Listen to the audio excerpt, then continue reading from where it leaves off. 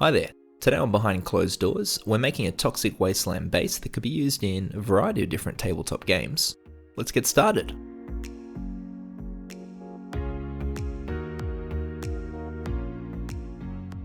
I'm working with a 40mm base here, just so it's a bit easy to see what I'm doing, but everything I'm showing you would work just as well on smaller or larger bases.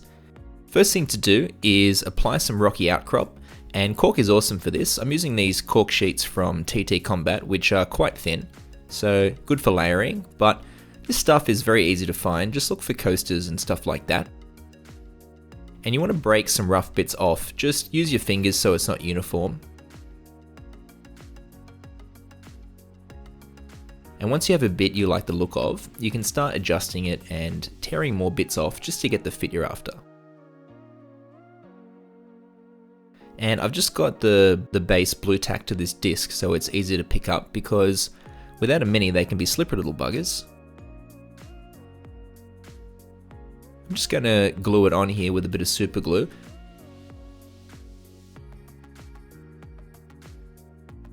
Make sure it's all pushed down nice.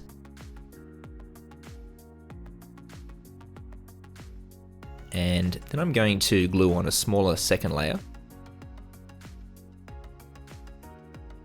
I think 2 or 3 layers look best when you're doing this, otherwise it can look a little bit too stepped. I like to put on some different styles of rocks for a bit of variety, and I just keep a bunch of these around. They were just collected from the outside world, and I've got one that's it's a good size here, and I'm just going to pop that on with a bit of super glue. And just because this is Warhammer, I'm also adding a little skull from my bits box. Little details like this, they can add a nice kind of point of interest to the base, but you want to be careful you don't get too distracting or busy with these little details, because the main event's still got to definitely be the miniature.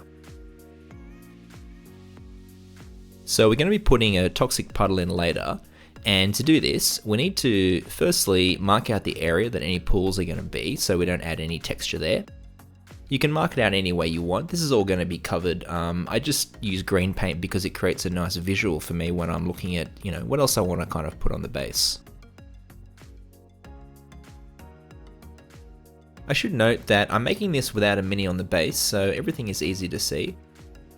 And I'm also putting more stuff on than I normally would, just to demonstrate a few different techniques, but you could do it either way. Some people like to add the model after the base is made. I often just add the terrain around the model's feet, but it really depends, what kind of bases you're going for and how detailed you want to make them. I have a general sand mix that I use for bases, which is a mix of all different grain sizes, plus a few larger chunks in there for realism. And you want to make sure everything else is dry on the base before adding this, particularly if you've got some paint on it already.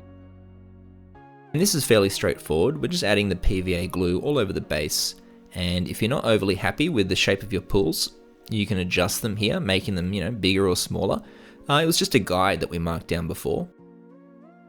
Also, I like to put the glue on fairly thick so it creates a bit of raised detail around the edge of the pool. It just makes it look a bit more realistic. Then dump some sand onto it and let it dry for a bit before shaking all the excess off. Once it's dry, I'm just going to remove some stray bits of sand before the next step, just make it perfect.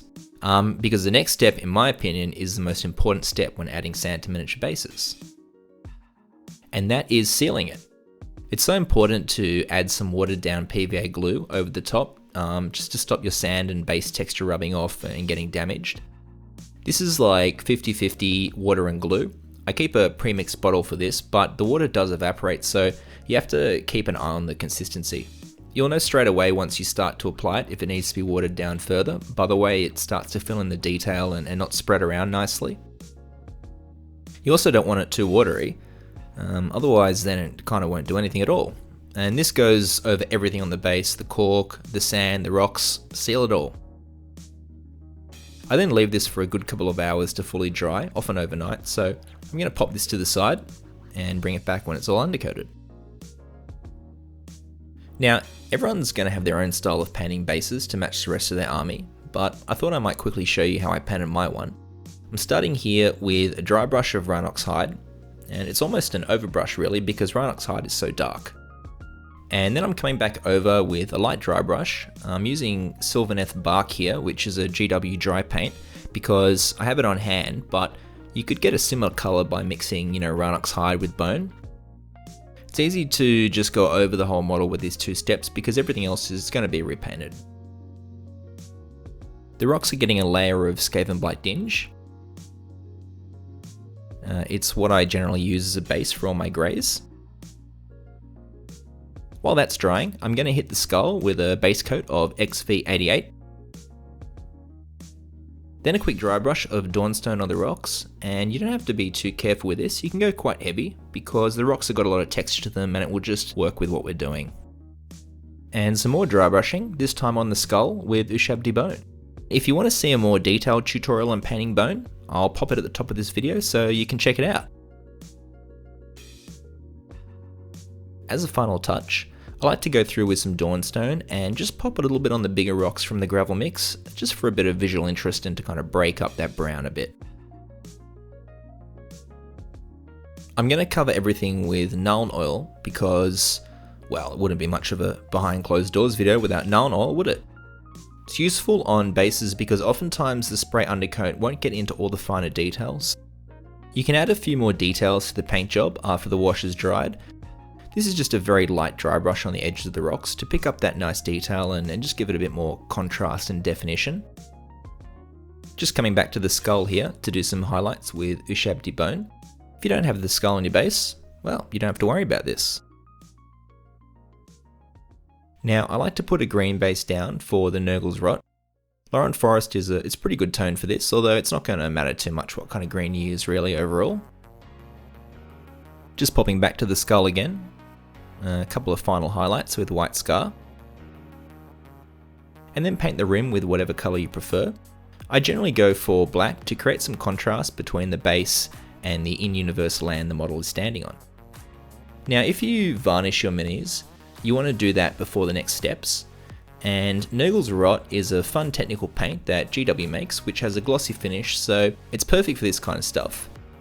And you want to put that Nurgle's Rot on fairly thick, it'll kind of level itself out a bit as it dries. This is after 1 coat, so I generally like to do 2 to 3 coats of this. Just make sure the paint is completely dry between each step so you get that nice smooth finish. You can put some tufts on, depending on what you have in your collection. I'm just using some static grass I have here, which has a nice colour to it. It's important to pick grass that will work with the base thematically. You know, some bright green summer grass, for example, it might clash a bit with the vibe we're going for. And static grass is easy to apply, just dab a bit of PVA glue about. Also, make sure the Nurgle's Rot is completely dry before doing this. It stays tacky for a bit and you don't want bits of grass in there. And then apply a clump of the static grass with some tweezers. Once you've built up a few good clumps, I like to leave it for a couple of hours before tapping all the excess off.